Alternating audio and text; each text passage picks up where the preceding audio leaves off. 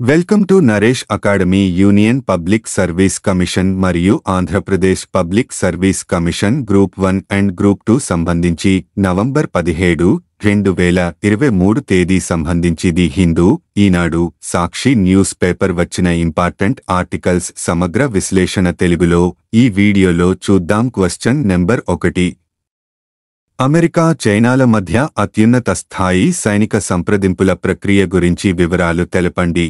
వివరాలు: అమెరికా, చైనాల మధ్య అత్యున్నత స్థాయి సైనిక సంప్రదింపుల ప్రక్రియను పునరుద్ధరించాలని అధ్యక్షులు జో బైడెన్, షీ జిన్పింగ్ నిర్ణయించారు. మాదక ద్రవ్యాల నిరోధంలో పరస్పరం సహకరించుకోవాలని తీర్మానించారు. రెండు దేశాల మధ్య నెలకొన్న విభేదాలు పరిష్కరించుకోగల స్థాయిలోనే ఉన్నాయని, సంబంధాలు తెగదెంపులు చేసుకునేంత పరిస్థితి లేదని అభిప్రాయపడ్డారు. అమెరికా శాన్ఫ్రాన్సిస్కోకు సమీపంలోని వుడ్సైడ్ జిన్సింగ్, జో బైడెన్ బుధవారం సాయంత్రం భేటీ అయ్యారు. సుమారు 4 గంటల పాటు జరిగిన వారిద్దరి భేటీలో పలు కీలక అంశాలపై వుడ్ సైడ్లోని గార్డెన్లో నడుస్తున్న జిన్సింగ్, బైడెన్ చర్చించారు. కలిసి భోజనం చేశారు. అమెరికాతో సంబంధాలను స్థిరీకరించుకోవాలని భేటీ అనంతరం జిన్సింగ్ అభిప్రాయపడ్డారు. మిలిటరీ కమ్యూనికేషన్లు పునఃప్రారంభిద్దాం. అమెరికా, చైనా మధ్య ఉన్నత స్థాయి సైనిక పరమైన సంబంధాలు, కమ్యూనికేషన్లను పునఃప్రారంభించాలని జో బైడెన్, షీ జిన్పింగ్ నిర్ణయానికొచ్చారు. మాదక ద్రవ్యాల అక్రమ రవాణాను అరికట్టే విషయంలో పరస్పరం సహకరించుకోవాలని నిర్ణయించారు. అత్యాధునిక కృత్రిమ మేధ ఏఐ వ్యవస్థలతో ఎదురవుతున్న సమస్యలను కలిసికట్టుగా పరిష్కరించుకుందామని అంగీకారానికి వచ్చారు. 4 గంటల పాటు సాగిన చర్చల్లో బైడెన్, జిన్పింగ్ పలు కీలక అంశాలపై అభిప్రాయాలు పంచుకున్నారు. ఇండోపసిఫిక్ ప్రాంతంలోని తాజా పరిస్థితులు, ప్రాంతీయ అంతర్జాతీయ పరిణామాలపై చర్చించారు. ఇరు దేశాలతో పాటు ప్రపంచానికి మేలు చేకూర్చే అంశాలపై చర్చలు జరిపామని బైడెన్ మీడియాతో చెప్పారు. తాము ప్రతిష్టాత్మకంగా ప్రారంభించిన బెల్ట్ అండ్ రోడ్ కార్యక్రమం BRSI లో భాగస్వామిగా మారాలని అమెరికాను జిన్పింగ్ ఆహ్వానించారు. అమెరికా చేపట్టే సహకార కార్యక్రమాల్లో తాము పాలుపంచుకుంటామని చెప్పారు. ప్రపంచంలో 2 అతిపెద్ద ఆర్థిక వ్యవస్థలైన అమెరికా, చైనా మధ్య ఉద్రిక్తతలు ఆగిపోవాలని, పరస్పరం సహకరించుకోవాలని జిన్పింగ్ ఆకాంక్షించినట్లు చైనా మీడియా వెల్లడించింది. సంఘర్షణలు, అర్ధంపర్ధం పోటీతో నష్టమే తప్ప ప్రయోజనం ఉండదని జిన్పింగ్ తేల్చి చెప్పారని పేర్కొంది. చైనా ఆర్థిక వ్యవస్థ ఇటీవలి కాలంలో తీవ్ర ఒత్తిళ్లను ఎదుర్కొంటోంది. అందుకే జిన్పింగ్ ఒక మెట్టు దిగి వచ్చినట్లు తెలుస్తోంది. Question number 2. అక్రమ వలసదారులకు 5 ఏళ్ల జైలు శిక్ష. ఆస్ట్రేలియాలో కొత్త చట్టం గురించి వివరాలు తెలపండి. వివరాలు: నేర చరితులైన వలసదారులు వీసా నిబంధనలను ఉల్లంఘిస్తే 5 ఏళ్ల వరకు జైలు శిక్ష విధించడానికి వీలు కల్పించే చట్టాన్ని ఆస్ట్రేలియా గురువారం తెచ్చింది. విదేశీయులను నిరవధికంగా జైలులో నిర్బంధించకూడదని గతవారం ఒక హైకోర్టు తీర్పు ఇవ్వడంతో ప్రభుత్వం అత్యవసరంగా ఈ చట్టం చేసింది. హత్య, లైంగిక అత్యాచారం వంటి కేసులను ఎదుర్కొంటున్న 84 మంది విదేశీయులను హైకోర్టు తీర్పుతో విడిచిపెట్టాల్సి వచ్చింది. వీరిలో అఫ్ఘాన్లు, ఇరానియన్లు కూడా ఉన్నారు. విడుదలైన వారంతా ఎలక్ట్రానిక్ ట్రాకింగ్ సాధనాలను ధరించాలని, కర్ఫ్యూ నిబంధనలను పాటించాలని కొత్త చట్టం నిర్దేశిస్తోంది.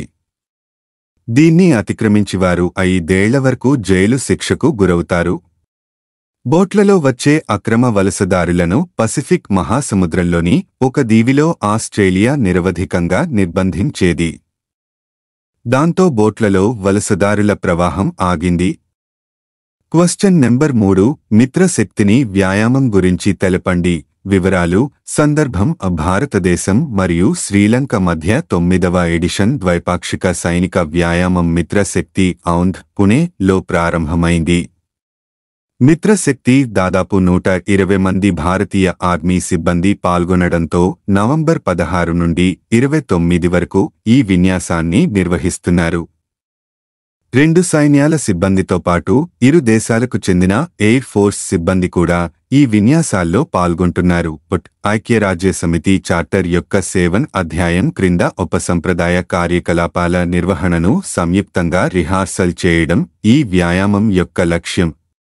వ్యాయామం యొక్క పరిధిలో ఉగ్రవాద వ్యతిరేక కార్యకలాపాల సమయంలో ఉమ్మడి ప్రతిస్పందనలను సమన్వయం చేయడం ఉంటుంది. దాడి, శోధన మరియు నాశనం మిషన్లు, హెలిబోర్న్ కార్యకలాపాలు మొదలైన వ్యూహాత్మక చర్యలను ఇరుపక్షాలు ఆచరిస్తాయి. అదనంగా army martial arts routine, Amar, పోరాట రిఫ్లెక్స్ షూటింగ్ మరియు యోగా కూడా వ్యాయామ పాఠ్యాంశాల్లో భాగంగా ఉంటాయి.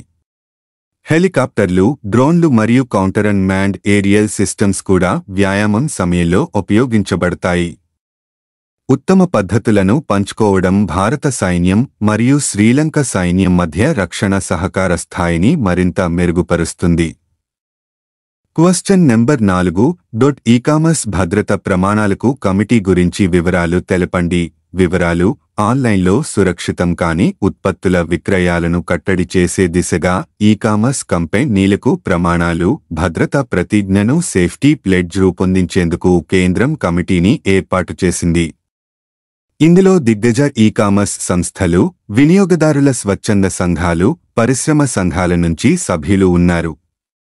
ఈ కమిటీ 2 వారాల్లోగా నివేదికను సమర్పించాల్సి ఉంటుంది.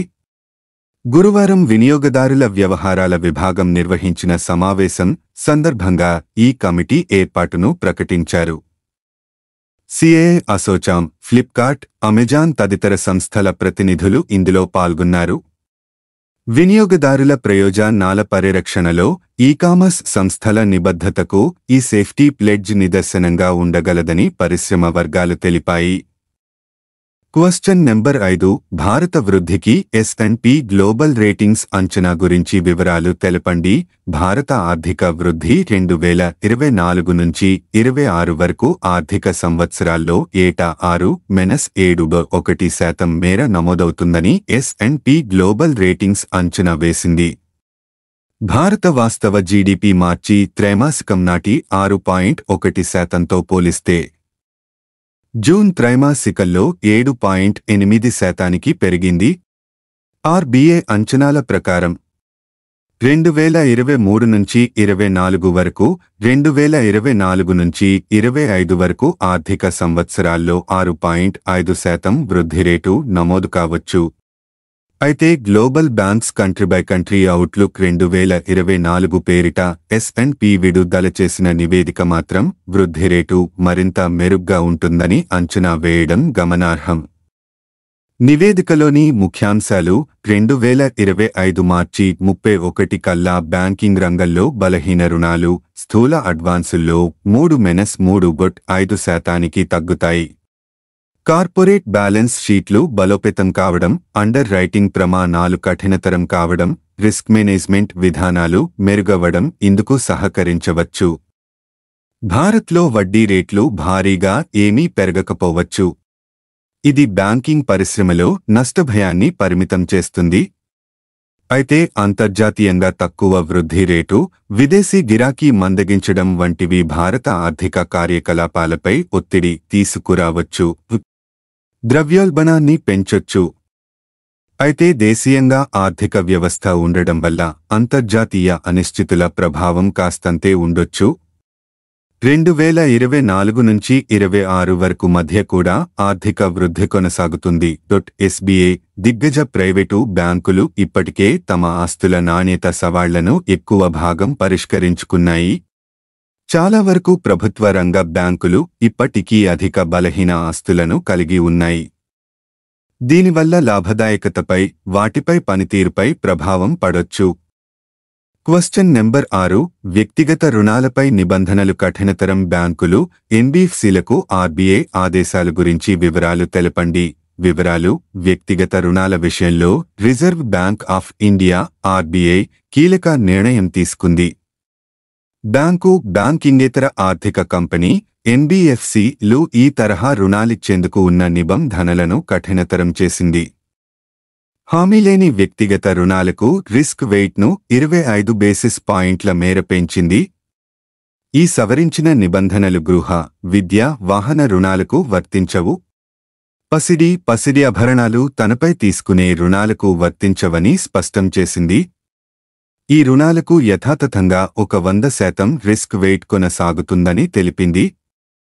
క్రెడిట్ కార్డు రుణాల విషయంలోనూ వాణిజ్య బ్యాంకుల్లో వినియోగదారు రుణాలను సమీక్షించాక హామీలేని వ్యక్తిగత రుణాలపై రిస్క్ వెయిట్ను 25% పాయింట్లు పెంచి 125% చేర్చాం. అదే సమయంలో క్రెడిట్ కార్డు రుణాల విషయంలో రిస్క్ వెయిట్ను 25% పాయింట్లు పెంచి ప్రస్తుత 125% నుంచి 150% చేర్చుతున్నామని ఆర్బీఐ పేర్కొంది. ఆర్బీఐ నియంత్రణలో ఉన్న సంస్థలు వినియోగదారు రుణాల విషయంలో విభాగాల వారీ పరిమితులు పెట్టుకోవాలని స్పష్టం చేసింది. వాహనాల వంటి చరాస్తులపై ఇచ్చే అన్ని టాపప్ రుణాలను హామీ లేని రుణాలుగా పరిగణించాలని తెలిపింది. ఏమిటి రిస్క్ వెయిట్? అధిక రిస్క్ వెయిట్ ఉంటే బ్యాంకులు ఆయా హామీ లేని వ్యక్తిగత రుణాల కోసం మరిన్ని నిధులను పక్కన పెట్టాల్సి వస్తుంది. సరళంగా చెప్పాలంటే అధిక రిస్క్ వెయిట్ కాస్త బ్యాంకు రుణ సామర్థ్యాన్ని తగ్గిస్తుంది. వినియోగదారు రుణాల్లో కొన్ని నిర్దిష్ట విభాగాల్లో అధిక వృద్ధి కనిపిస్తోందని బ్యాంకులు, ఎన్టీఎఫ్సీలు అంతర్గత నిఘా వ్యవస్థలను బలోపేతం చేసుకోవాలని ఇటీవల ఆర్బీఐ గవర్నర్ శక్తికాంత దాస్ సూచించిన సంగతి విదితమే. 2023 సెప్టెంబరు చివరికి బ్యాంకులు ఇచ్చిన వ్యక్తిగత రుణాలు 202 ఇదే సమయంతో పోలిస్తే 30% పెరిగి ₹48,26,833 కోట్లకు చేరాయి. Question number 7. సికిల్ సెల్ తలసీమియాలకు జన్యు చికిత్స గురించి తెలపండి. వివరాలు. సికిల్ సెల్ తలసీమియా వ్యాధులకు ప్రపంచంలోనే మొట్టమొదటిసారి జన్యు చికిత్సను ప్రవేశపెట్టిన దేశంగా బ్రిటన్ చరిత్ర సృష్టించింది. క్రిస్పర్ థెరాప్యూటిక్స్, వెటెక్స్ ఫార్మాస్యూటికల్స్ కలిసి సృష్టించిన ప్రప్రథమ జన్యు ఔషధం కాస్గేవిని పై 2 వ్యాధుల చికిత్సకు అనుమతిస్తున్నట్లు బ్రిటన్ ఔషధ ఆరోగ్య నియంత్రణ సంస్థ గురువారం ప్రకటించింది. ఎర్ర రక్త కణాల్లోని హీమోగ్లోబిన్ అనే ప్రోటీను కారణమైన జన్యువుల్లోని లోపాలు సికిల్ సెల్ తలసీమియా వ్యాధులకు దారితీస్తాయి. రోగి ఎముక మధ్యలోని మూల కణాలను తీసి జన్యులో పాలను సరిచేసి తిరిగి మూలుగులోకి పంపుతారు. దీనికి కాస్గేవి మందును ఉపయోగిస్తారు. ఈ చికిత్స చేయించుకున్న సికిల్ సెల్ రోగులు ఏడాదిపాటు నొప్పి నుంచి ఉపశమనం పొందారు. తలసీమియా రోగులకు ఏడాదిపాటు రక్తం ఎక్కించాల్సిన అగత్యం తప్పింది. Question number 8. చికున్గున్యాకు ప్రపంచంలోనే తొలి టీకా గురించి తెలపండి. వివరాలు. నవంబర్ 9, 2023న US food and drug administration FDA chikungunya కోసం ప్రపంచంలోనే మొట్టమొదటి వ్యాక్సిన్ను ఆమోదించింది. దీనిని ఐరోపా వ్యాక్సిన్ తయారీదారు వాల్నెవా ఇక్స్చిక్ బ్రాండ్ క్రింద అభివృద్ధి చేశారు. Chikungunya emerging global health threat. లక్షణాలు. చికున్గున్యా అనేది ఈడెస్ ఈజిప్టి మరియు ఏడెస్ ఆల్బోపిక్టస్ దోమల ద్వారా సంక్రమించే వైరల్ ఇన్ఫెక్షన్. దీని వలన తీవ్రమైన కీళ్ల నొప్పులు, జ్వరం మరియు చలనం బలహీనపడుతుంది. ఇది ఆఫ్రికా, ఆసియా మరియు అమెరికాలలో ప్రబలంగా ఉంది. ప్రపంచవ్యాప్తంగా అప్పుడప్పుడు వ్యాప్తి చెందుతుంది. లక్షణాలు. కీళ్ల నొప్పులు, కండరాల నొప్పి, తలనొప్పి, వికారం, అలసట, దద్దుర్లు. నివారణ మరియు నియంత్రణ. దోమల నియంత్రణ కోసం ప్రజారోగ్య వ్యాప్తి మరియు పౌర నిర్వహణ. దోమల పెంపకాన్ని నివారించడానికి మందులతో కూడిన దోమతెరలను ఉపయోగించడం మరియు నీరు నిలిచిపోకుండా నిరోధించడం. ఇక్స్చిక్ టీకా కూర్పు మరియు ఆమోదం. కూర్పు కండరంలోకి ఒకే ఇంజెక్షన్గా ఇచ్చినప్పుడు ఇది చికున్గున్యా వైరస్ యొక్క ప్రత్యక్ష క్షీణించిన రూపాన్ని కలిగి ఉంటుంది. ఇది అసలు వ్యాధిని పోలి ఉండే లక్షణాలను కలిగి ఉంటుంది. క్లినికల్ స్టడీస్ మరియు సైడ్ ఎఫెక్ట్స్. దాదాపు 3,500 మంది పాల్గొనేవారితో క్లినికల్ స్టడీస్లో భద్రత మూల్యాంకనం చేయబడింది. సాధారణంగా నివేదించబడిన దుష్ప్రభావాలు తలనొప్పి, అలసట, కండరాలు మరియు కీళ్లలో అసౌకర్యం, జ్వరం, వికారం మరియు ఇంజెక్షన్ సైట్ వద్ద సున్నితత్వం. సమర్థత మూల్యాంకనం. 18 మరియు అంతకంటే ఎక్కువ వయస్సు ఉన్న వ్యక్తులలో అధ్యయనం నుండి రోగనిరోధక ప్రతిస్పందన డేటా ఆధారంగా మూల్యాంకనం చేయబడింది. మానవేతర ప్రైమేట్స్లో రక్షణగా తెలిసిన యాంటీబాడీ స్థాయి ద్వారా ప్రభావం ప్రదర్శించబడుతుంది. గ్లోబల్ రోలవుడ్, బ్రెజిల్, పరాగ్వే, భారతదేశం మరియు పశ్చిమ ఆఫ్రికాలోని కొన్ని ప్రాంతాలతో సహా చికున్గున్యా ప్రబలంగా ఉన్న దేశాలలో ఫాస్ట్ ట్రాక్ ఆమోదం వేగవంతం కావచ్చు.